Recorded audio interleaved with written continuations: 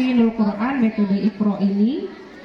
Jadi nanti saya jelasin yang one day one juice dulu ya. Yang anak lama mungkin udah ada gambaran dan udah tahu, bahkan pernah melaksanakan juga. Tapi ini untuk anak yang baru, one day one juice. One itu kalau dalam bahasa Inggris tulisannya gimana? Oke, berarti huruf O ya. O. Kalau D, hari ya, pakai huruf D, berarti OD. One day one juice berarti ODOJ ya, ODOJ, one day one juice. Jadi itu program kita, sehari kita sama-sama berjuang untuk bisa membaca Al-Quran 1 juz dalam 1 hari. Membaca ya, bukan menghafal. Kalau menghafal mungkin kita belum bisa 1 hari dapat hafal 1 juz ya, tapi semoga suatu saat kita bisa. Oke, jadi semua kelas 7 dan kelas 10, ustazah juga ya, kita semua sama-sama berjuang untuk bisa membaca one day one juz. Dimulai dari hari apa? Ya, dimulai dari hari ini. Semua punya Al-Quran? Bukan yang di aula sekarang, di pondok ada Al-Qurannya ya. Oke, semua ngaji pakai Al-Quran sendiri. Jadi dijaga Al-Qurannya, jangan ditinggal sana sini. Karena kalau temen pakai Al-Qurannya nggak bisa kita pinjam, ya. Semua akan membaca Al-Qurannya sendiri. Oke, one day one juz. Berarti dalam 1 minggu kita dapat berapa juz? 7 juz minimal, ya. Boleh nggak lebih? Boleh banget ya. Jadi hari ini hari Rabu. Ustazah kita sepakati mulai dari hari Selasa, afwan. Kita mulai dari Selasa ini, kalau misalnya ada yang sudah ngaji dapat lebih dari 1 juz, diulang atau dilanjutkan? Oke, semuanya kita mulai dari juz 1. Lebih tepatnya dari surat Al-Fatihah, ya. Oke, semuanya hari ini Al-Fatihah, kemudian Al-Baqarah juz 1, ada lagi Al-Baqarah juz 2, ya.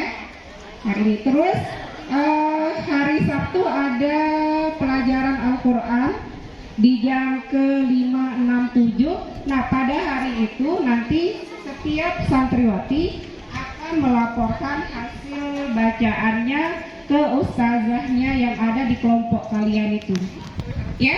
Nanti akan ditulis, mungkin yang dapat 5 juz laporin sama ustazahnya, yang dapat 9 juz laporin 8 juz, gitu ya. Sudah paham? Itu untuk one day one juz dimulai hari ini. Ada di sini ya, apa? Di sini ada program one day one juz, ada nomor, hari, tanggal, kemudian juz berapa yang dibaca, surat apa, ayat berapa. Ya, nanti dikasih tahu. Nanti untuk prestasinya ustazah yang akan isikan, kemudian nama ustazah yang memberi tanda tangan atau karab sebagai bukti tanda sudah dilaksanakannya program tersebut di minggu tersebut, ya. Itu untuk yang one day one juz. Nah, di satu buku ini ada 2 program ya, one day one juz, kemudian sebelahnya ada program sorogan.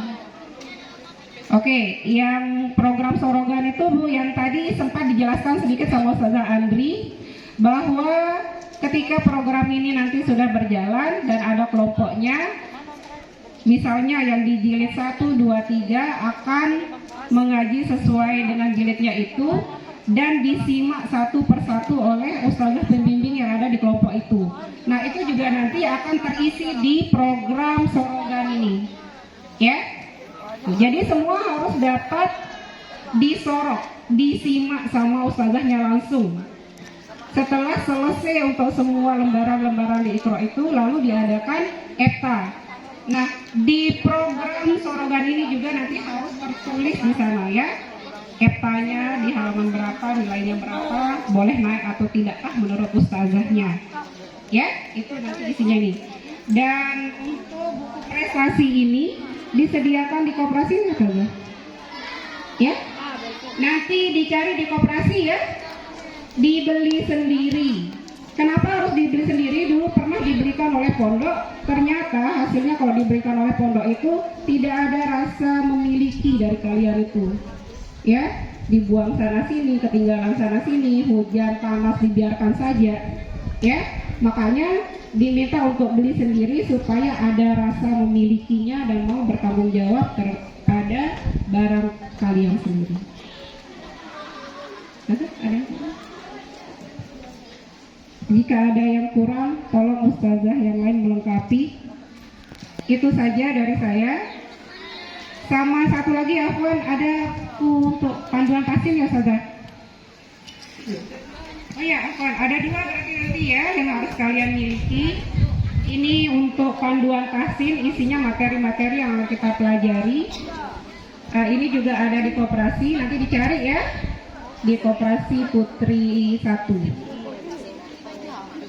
Dan selama kita belajar nanti tetap kalian membawa Al-Quran walaupun kalian masih di Iqra ya, bawa Al-Qurannya, bawa buku tulis khusus untuk belajar Al-Quran, tidak dicampur-campur dengan pelajaran lain, dan yang pastinya bawa pulpen juga ya.